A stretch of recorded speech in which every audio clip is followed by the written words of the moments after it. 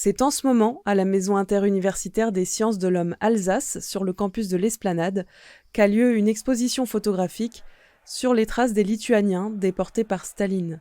Organisée dans le cadre de la saison de la Lituanie en France, elle sera visible jusqu'au 22 novembre 2024. On peut y découvrir le travail du photographe lituanien Juozas Kazlauskas, ayant lui-même vécu l'exil avec sa mère en 1949. La mise en scène, sobre et épurée, nous laisse contempler ces images, parfois bien plus parlantes que les mots.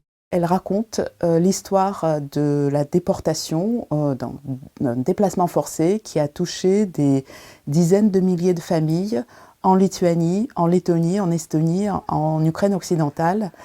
Et ces déplacements forcés ont été opérés par Staline suite à l'annexion de ces territoires, donc à l'issue du pacte Molotov-Ribbentrop et de la Seconde Guerre mondiale. Ces déportations sont restées inscrites dans la mémoire de ces pays, mais pendant très longtemps, pendant toute la période soviétique, elles n'ont pas pu être abordées publiquement. Et ce n'est que dans la deuxième moitié des années 80, à la faveur de la perestroïka dans l'Union soviétique, que cette mémoire commence à sortir sur la place publique. Et c'est justement cette histoire-là qu'on raconte avec cette exposition, puisque à la fois on laisse apercevoir l'horreur de cette déportation, et on montre aussi comment cette mémoire, sa découverte, se place au cœur du combat lituanien pour la liberté, puisque nous montrons notamment les expéditions qui ont été menées à la fin des années 80 sur les lieux de l'exil, sur les lieux des camps, pour se recueillir, pour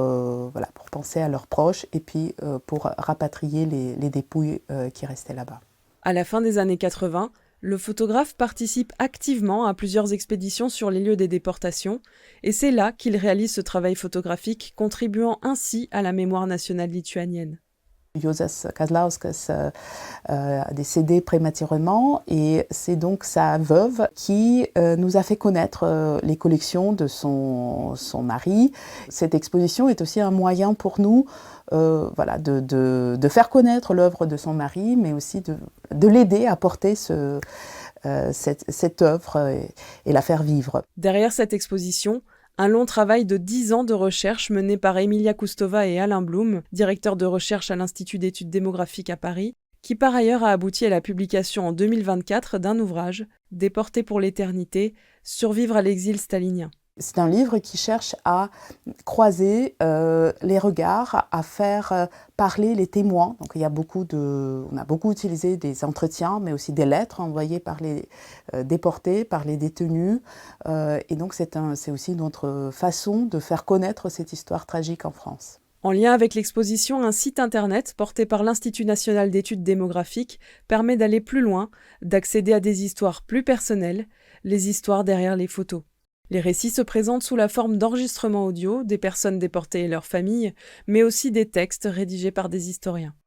Par ailleurs, un colloque se tiendra les 4 et 5 novembre à la Bibliothèque nationale universitaire, consacré au retour d'exil en Lituanie, mais aussi en Ukraine et en Europe orientale au XXe siècle. Cette exposition bénéficie du soutien financier de l'Institut français et de l'initiative d'excellence de l'Université de Strasbourg.